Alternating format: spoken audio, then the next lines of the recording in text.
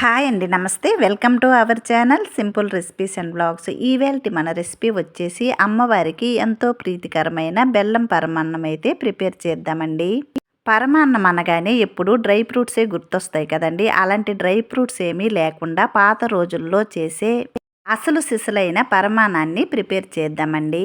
ప్రతి పూజలోనూ ఈ పరమాన్నం అయితే మా అమ్మ ఎక్కువగా చేస్తారండి. ఇప్పుడు అమ్మ చేసిన స్టైల్లో ఈ పరమాన్నం అయితే ప్రిపేర్ చేద్దాము. దీనికోసం అయితే 1 కప్పు వరకు బియ్యమును తీసుకున్నానండి. ఈ బియ్యమును నానబెట్టిన అవసరం కూడా లేదు, కడిగి పక్కన పెట్టుకున్నానండి. ఇప్పుడైతే ప్రాసెస్లోకి వెళ్ళిపోదాం. దీనికోసమైతే స్టవ్ వెలిగించి స్టవ్ పైన మందపాటి పాత్రను పెట్టుకోవాలి. ఏ కప్పుతో అయితే బియ్యం తీసుకున్నామో అదే కప్పుతో 8 కప్పుల వరకు పాలును వేయాలండి. దీనిలో నీరు ఏమీ యాడ్ చేయకుండా ఒక్క పాలుతోనే ఈ పరమాన్నాన్ని ప్రిపేర్ చేస్తున్నానండి. 1 కప్పు బియ్యముకు 8 కప్పుల వరకు పాలు అయితే తీసుకున్నాను. ఈ పాలు మరిగిన తరువాత కాకుండా ఈ పాలు వేసిన తరువాత మనం ముందుగా కడిగి పెట్టుకున్న 1 కప్పు బియ్యమును దీనిలో వేయాలి.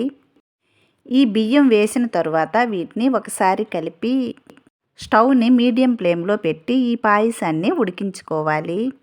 దీనిలో ఎక్కువగా పప్పు ఏమీ వేయకుండా ఒక 2 స్పూన్ల వరకు పెసరపప్పునైతే వేసానండి.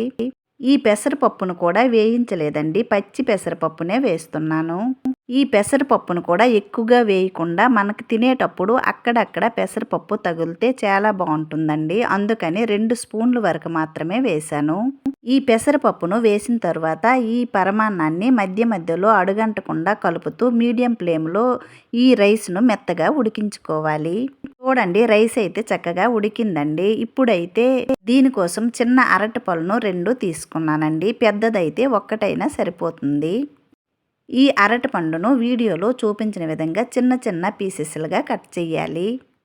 ఇలా వీలైనంత వరకు చిన్న పీసెస్లుగా కట్ చేసుకుంటే బాగుంటుంది. ఇలా కట్ చేసుకున్న అరటిపండును పక్కన పెట్టుకుందాము. ఇక్కడైతే చూడండి, పాయసం అయితే మెత్తగా ఉడికిందండి. పాలు కూడా మనం 1 కప్పు బియ్యముకు 8 కప్పుల వరకు పాలు వేసాం కదండి, పర్ఫెక్ట్గా సరిపోయాయి.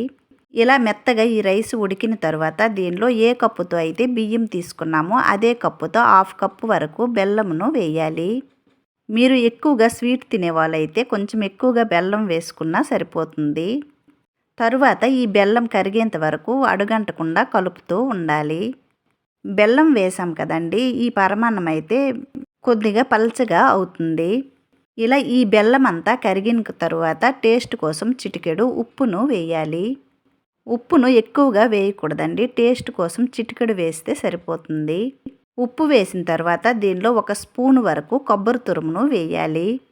ఇవన్నీ ఒకసారి మిక్స్ అయ్యేటట్టు అడుగంటకుండా కలుపుతూ ఉండాలండి. ఎక్కువగా పాత పద్ధతిలో ఈ పాయసాన్నే చేసి అమ్మవారికి కానీ ఏ పూజకైనా నైవేద్యంగా పెట్టేవారండి. ఇప్పుడైతే ఈ పాయసంలో ముందుగా కట్ చేసి పెట్టుకున్న అరటిపండు ముక్కల్ని వేయాలి. ఈ అరటిపళ్ళు వేసిన తర్వాత ఇవన్నీ ఒకసారి బాగా మిక్స్ అయ్యేటట్టు కలుపుకోవాలి.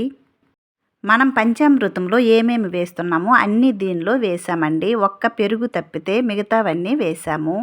ఈ పరమాన్నాన్ని పంచామృతంగా కూడా చెప్పుకోవచ్చు. టేస్ట్ కూడా చాలా బాగుంటుందండి. తప్పకుండా మీరు కూడా ట్రై చేయండి. తరువాత దీనిలో స్టవ్ ఆఫ్ చేసి 1 స్పూన్ వరకు నెయ్యి అలాగే 1 స్పూన్ వరకు తేనెను వేయాలి. సారీ అండి, ఇక్కడ తేనె వేయటం వీడియో అయితే స్కిప్ అయ్యింది.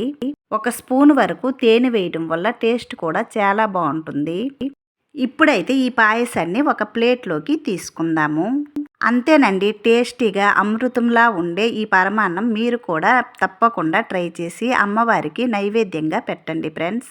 మా పల్లెల్లో అయితే గ్రామ దేవతలకి ఈ పరమాన్నాన్నే నైవేద్యంగా పెడతారండి. తప్పకుండా మీకు కూడా నచ్చుతుంది, ట్రై చేయండి.